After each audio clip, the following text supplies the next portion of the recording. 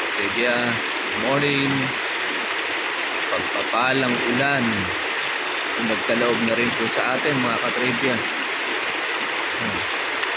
Tayong biyayang ulan na umaga.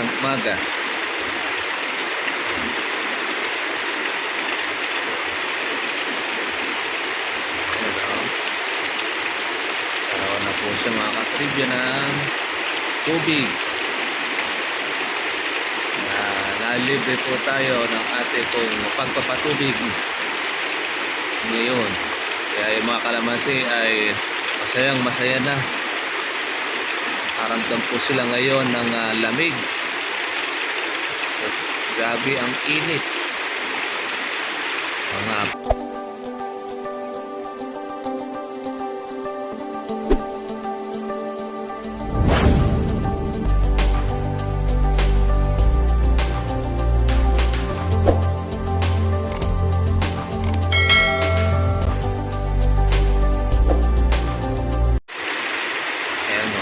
good morning. Pagpapalang ulan nagkaloob na rin po sa atin mga katrivia. Tayong biyayang ulan na umaga.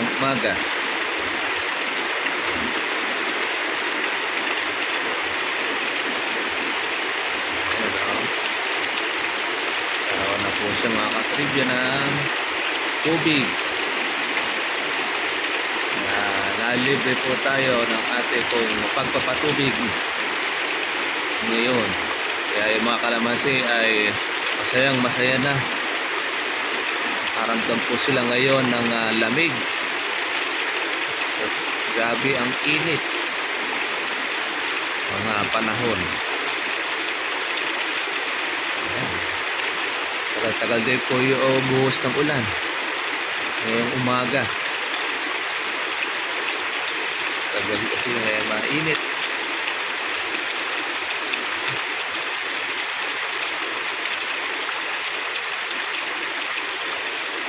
Ayan, sabik ang ating pong mga kalamansi.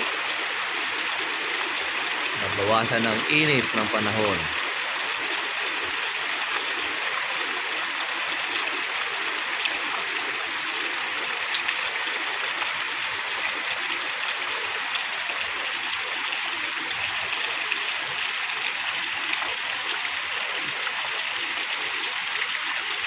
Yan ang ating kauna-unahang ulan na malakas ang buwan ng Mayo.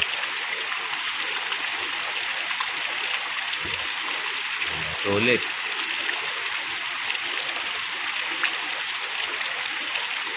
Natin dito dahil nung nakaraan ay 5 lang ng Mayo, umuhos ng ulan dito sa amin. Pero ngayon na-move siya ng halos 2 linggo bago umulan. Ang nangyayari dyan ay magbubulaklakan ang ating mga kalamansi. Yung paglabas ng bulaklak niya na yan na po ang panahon mga katrivia. Yan na po yung buwan ng September.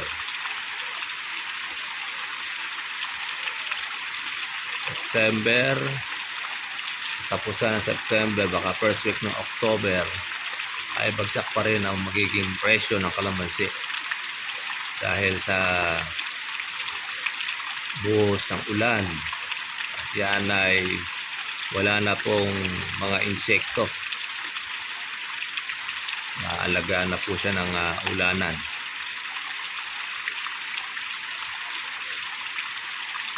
Pero yung bunga po ng patubig saka yung alaga, may presyo pa po yan mga katribyo. Mga nakalungay po ang dahon ng kalamansi. Pag diyan ay pumasok kayo, sigurado basa kayo mga ka-farmers dahil nag-i-stack ng tubig ang mga dahon niya.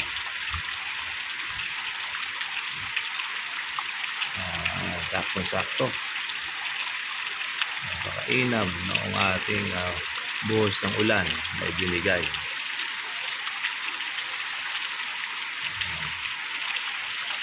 Gaano po yung daanan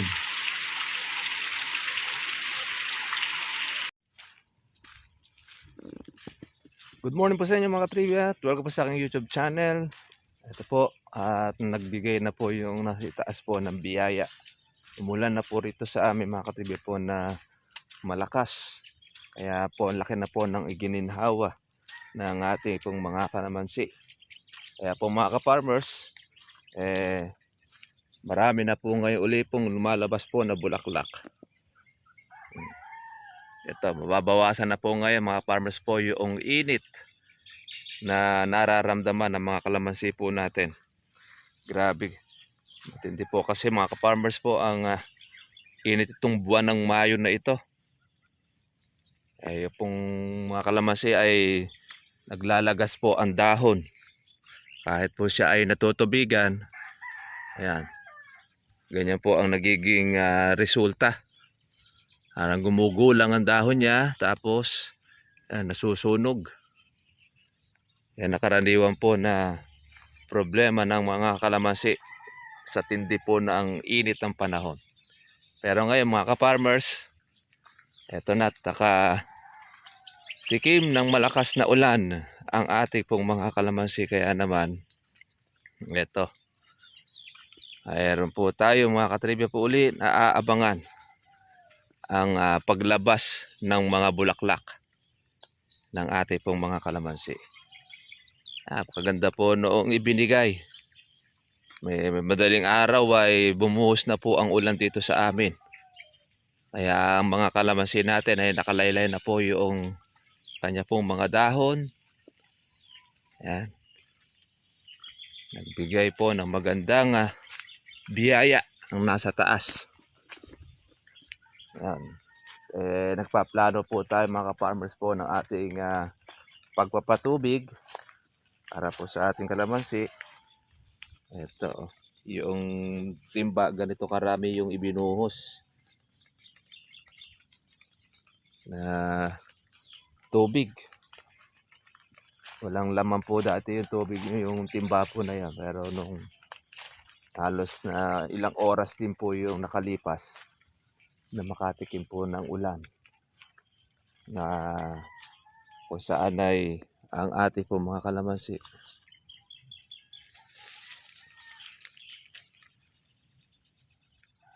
ay tumagos na sa ilalim yung basa po ng ating mga kalamansi mga katribya. Ay grabe ang init ng panahon. Ngayon ay eto na. Pero tayong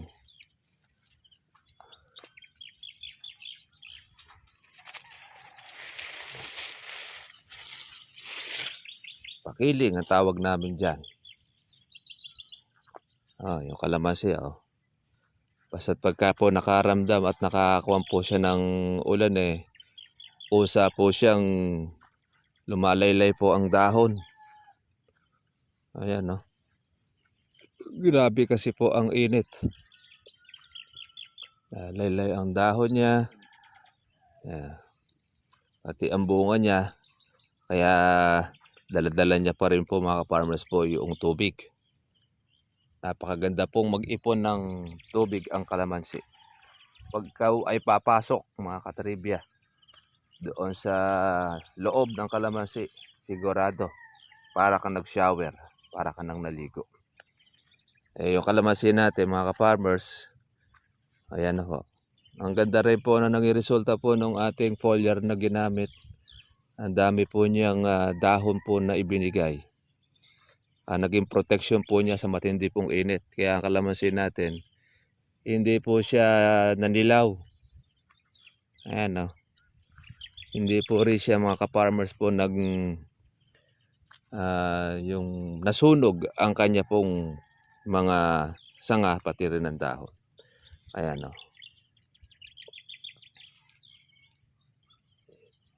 naging protection pa niya para sa matinding init. Imagine niyo, hindi naman po tayo rito gaano kadalas po magpatubig. Pero sumupang ng husto. Ay, meron rin naman tayo mga buko pong mga maliliit. Kaya ang mangyayari nito mga ka-farmers ay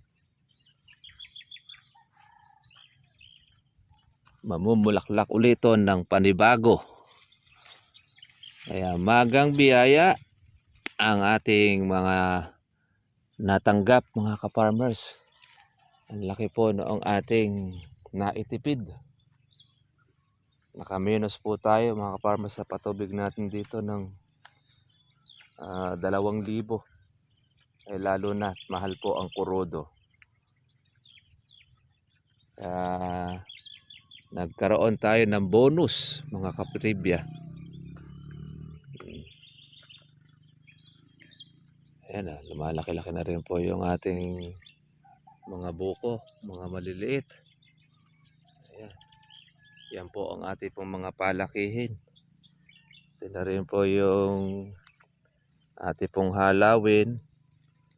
Ayan, mga ilang araw lang ito. Mga ka-farmers, makakapaghalaw na tayo. Kaya lang syempre, kaya muna natin sumipsip po ng tubig yung bunga ng ating kalamansi. Alam niyo mga katribya, kapag po ganito na umuulan, malakas pong lumaki ang bunga ng kalamansi.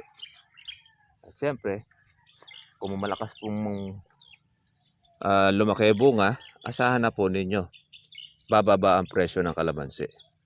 Dahil marami na po mga ka-farmers po ang magpipitasan. Kaya yung pong konting laki, ay makikita ninyo sa palengke, pagkakasabay-sabay. Kaya mangyayari dyan, ay bababa ang demand. Kaya pag mababa mga ka-farmers po ang demand po ng kalamansi, dyan na po mga ka-trivia po na mababa po ang presyo dahil marami. Ito yun sa ating kapitbahay, nasusunog po ang dulo ng kanyang kalamansi, yung dahon, sa tindi po ng init. Pero marami rin po siyang bunga. Doon po naman sa atin mga ka-farmers, sa bago natin pong farm, nakakuha na rin po ang ating kalamansi. Nakayok-ayok na. Sa dami rin po ng bunga na nilabas. Mga gaholi na po ang iba.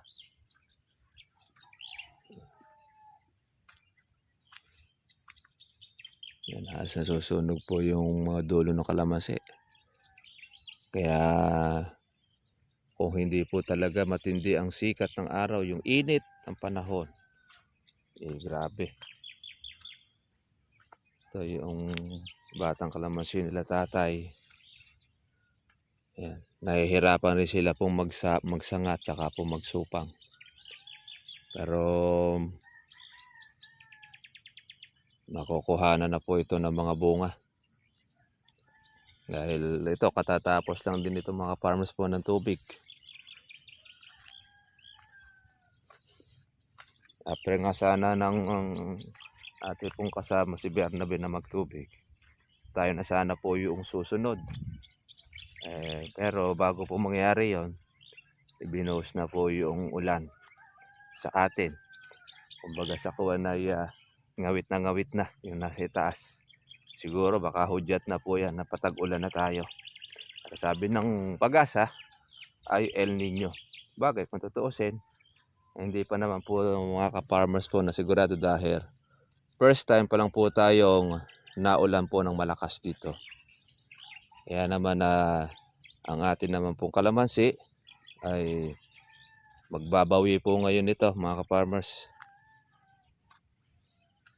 Dahil po sa ganda po ng basa na kanyang naranasan.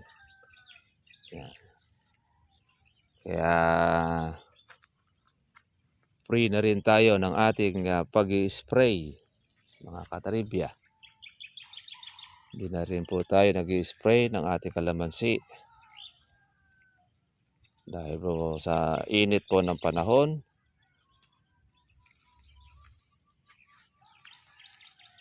Kaya shoutout natin mga ka-farmers sa Bulacan tsaka po rito sa Nueva Ecija ay nakaranas po ng magandang ulan ngayong umaga. Actually kagabi ay medyo maambon-ambon na rin. Kaya lang hindi po naituloy po yung ulan. Pero ngayon po siya naibagsak ngayong umaga. Kaya maganda po ang biyayang ulan, mga ka-farmers. Saka po ang ating pong mga bunga ay halos ibig-ibig ng dumilaw o magbalatchiko dahil po doon sa init ng panahon. Ayan. Ayan o. Sa init ng araw nag-iitsurong dilaw na yung kalamansi pero hindi pa po siya pitasin. Ayan. Konting sagi lang natin sa kalamansi mga ka-farmers nababasa na tayo. Dahil naka-stack po mga ka-farmers po yung tubig sa kanya. Ayan. Doon po sa mga natubigan mga katribya ay maganda po ang magiging basa. Pero doon sa hindi pa po unabes na natutubigan na lupa, hindi pa po siyan busog sa tubig. Kumbaga, yan mga farmers ay nagbubusog pa lang dahil doon sa ulan. Pero sa pangalawang pag-ulanan, doon pa lang po masosolve po yung kanilang lupa na talagang tatagos na po sa ilalim. Pero doon sa mga natubigan na, tagos na po sa ilalim po yung basa noong lupa natin, mga ka-farmers. Ganun pa man, siyempre, tutuwa tayo at nalibre na po tayo ng ating pong pagpapatubig sa ating pong kalamansi. Kaya meron na tayo uli pong biyaya na sa taas na ipinagkaloob. Yan. At medyo naibsan ang init kasi kung hindi po mga ka-farmers to uulan, kawawa po ang mga kalamansi natin, magdidilawan. Actually, nag-umpisa na po sa iba-iba pong mga lugar ang kalamansi po ay nasusunog.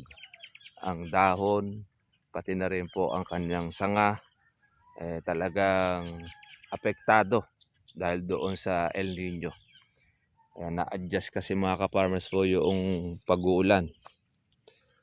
Pero ngayon, basang-basa. Pagka nasagi ka niyan,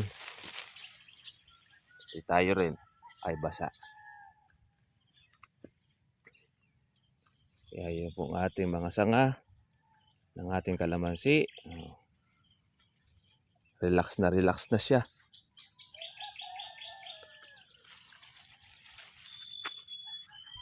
Maganda pong biyaya. Kaya masayang balita, magandang balita sa lahat ng mga ka-farmers. Alam ko siguro yung pag-uulan po na yan ay medyo malawakang pag-uulan. Malamang po na baka yung buong probinsya ng Nueva Ecija ay inulan nitong umaga na ito. Pero hindi man siguro buo, baka malaking bahagi po sa probinsya namin ay nakatanggap po ng biyaya.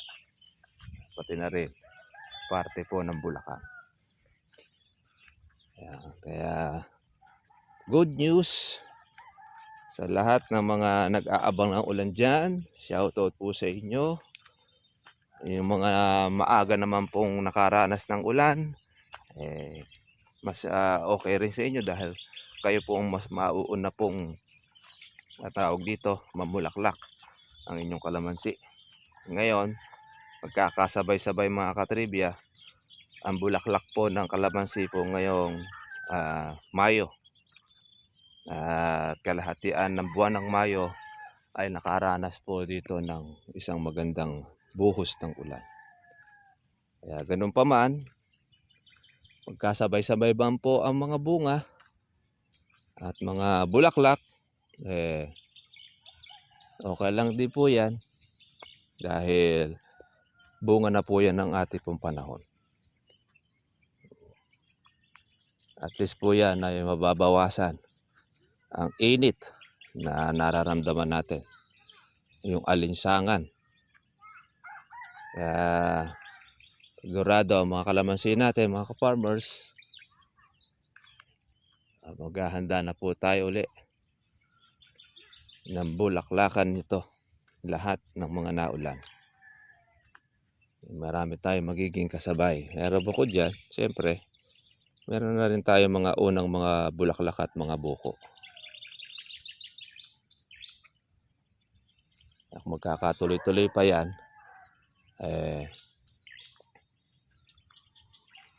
lalong mas maganda.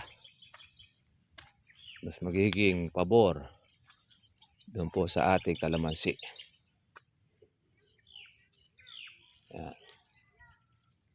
Kaya ang mga dahon po ng kalamansi natin ay halos hindi na po siya makalaki. Dahil nga po doon sa tindi ng init nating naranasan.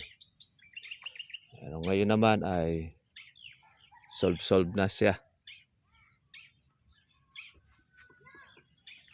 Dahil nakatikim tayo ng maganda. Kaya hudyat na sana yata ito ng ating tagulan, mga katribya, para po magtuloy-tuloy na yung ating pag-aalaga, lalo na sa patubig, at hindi po makalaki po ang bunga ng kalamansi natin dahil po sa tindi po ng init. Ibig po niya na dumilaw.